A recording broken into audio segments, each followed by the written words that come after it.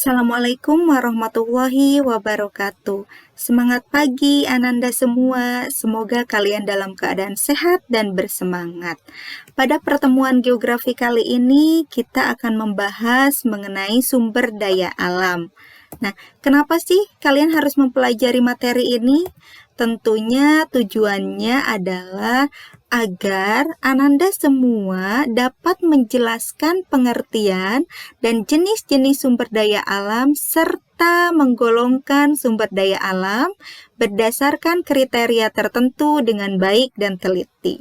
Nah, sebelum kita memasuki materi lebih lanjut, tentunya kita harus tahu dulu apa sih sumber daya alam itu?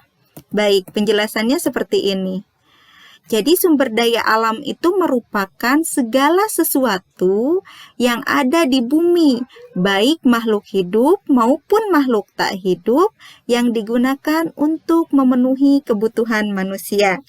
Nah, poin penting yang akan kita pelajari pada kali ini yaitu mengenai klasifikasi sumber daya alam.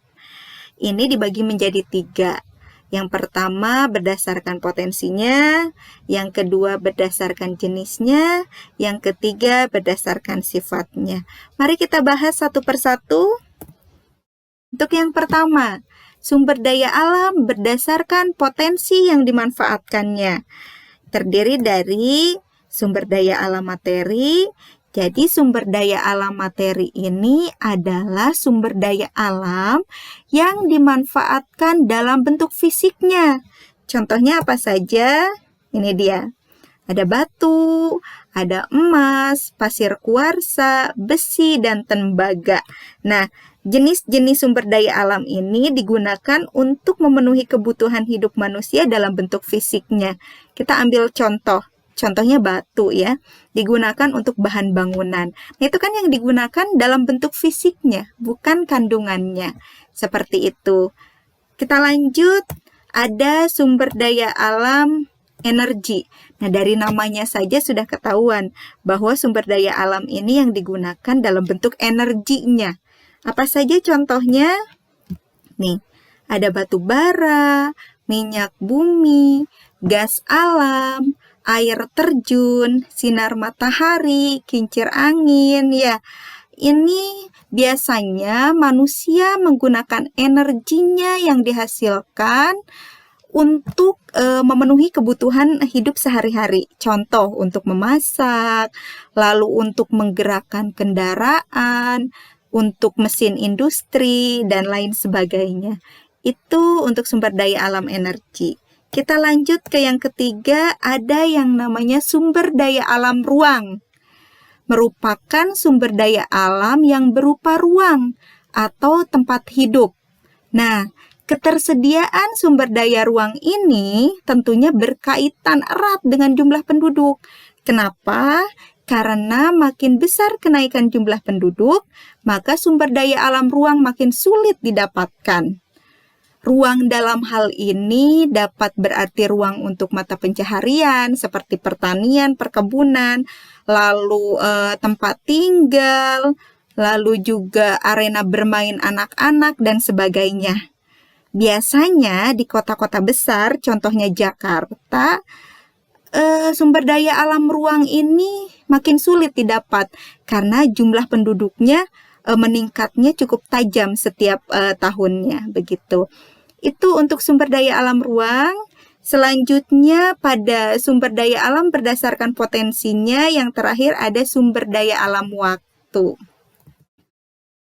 Nah, kita mungkin sulit ya membayangkan bahwa waktu itu merupakan sumber daya alam. Namun, sebagai sumber daya alam, waktu tidak bisa berdiri sendiri, melainkan terikat dengan pemanfaatan sumber daya alam lainnya. Contohnya seperti ini. Air akan sulit didapatkan pada musim kemarau. Nah, ini akan mengakibatkan terganggunya keberlangsungan pertanian. Itu.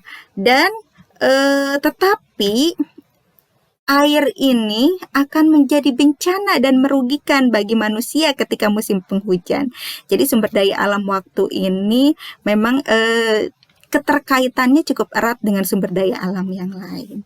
Baik, Ananda semua, kita masuk ke sumber daya alam berdasarkan jenisnya. Ini terdiri dari dua, yaitu sumber daya alam non-hayati atau sering disebut dengan abiotik, dan sumber daya alam hayati. Kita bahas satu persatu. Ini untuk non-hayati ya.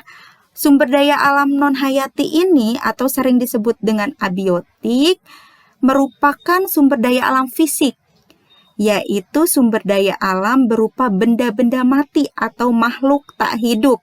Contohnya ini ada bahan tambang, tanah, air ya. Pokoknya yang sumber daya alam berupa makhluk tak hidup namun memberikan kontribusi atau mempengaruhi kehidupan atau keberlangsungan hidup manusia. Begitu. Yang kedua, ada yang namanya sumber daya alam hayati.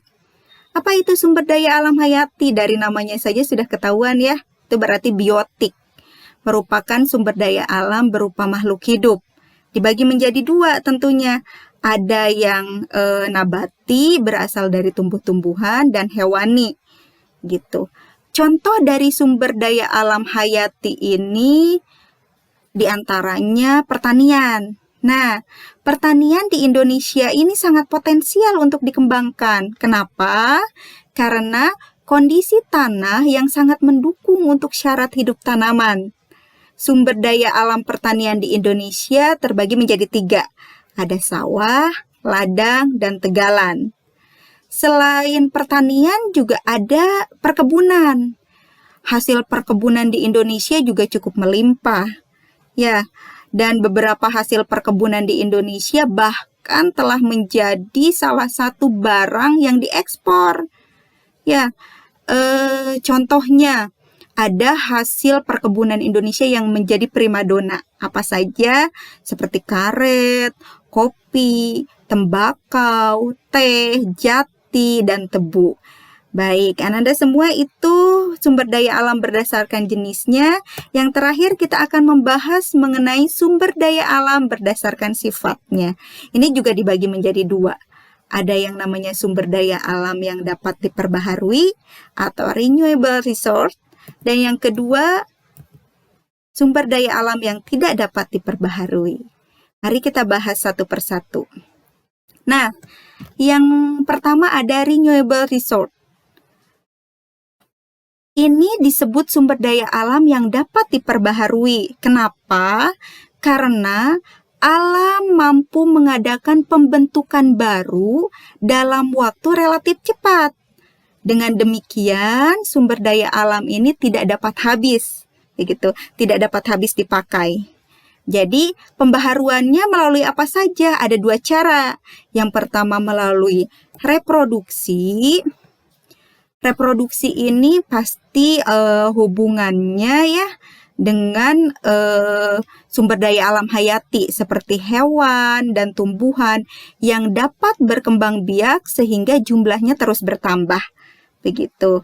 Nah, selanjutnya melalui siklus, contohnya air dan udara. Jadi ini kan terjadi proses yang melingkar membentuk siklus.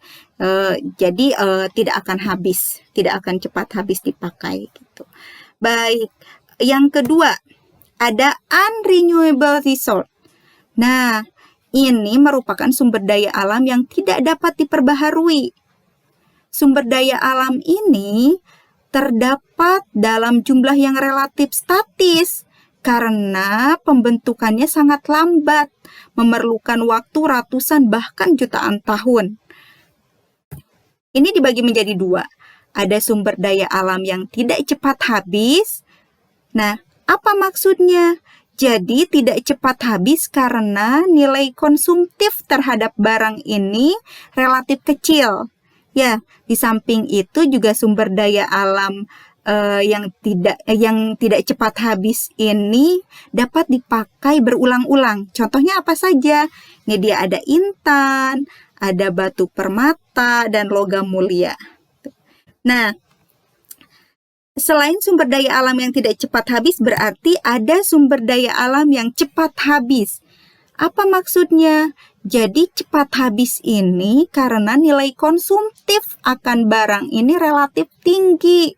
Jadi manusia menggunakan dalam jumlah yang banyak, sehingga sumber daya alam akan cepat habis. Di samping itu, daur ulangnya juga sukar dilakukan karena membutuhkan waktu yang cukup lama. Itu yang tadi Ibu sudah sebutkan, ratusan tahun, bahkan mungkin jutaan tahun.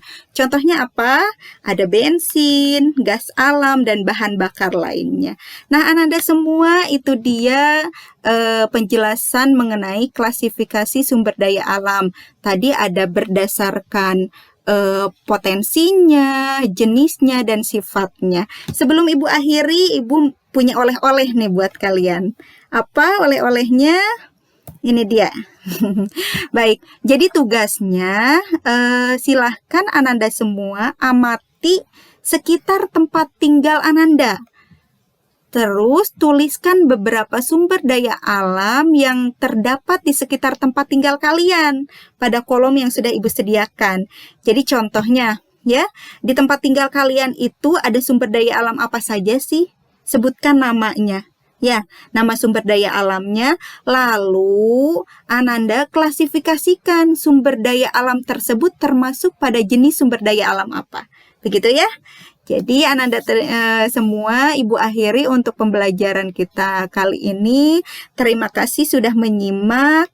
Tetap jaga kesehatan dan sampaikan salam Ibu kepada orang tua kalian. Terima kasih. Assalamualaikum warahmatullahi wabarakatuh.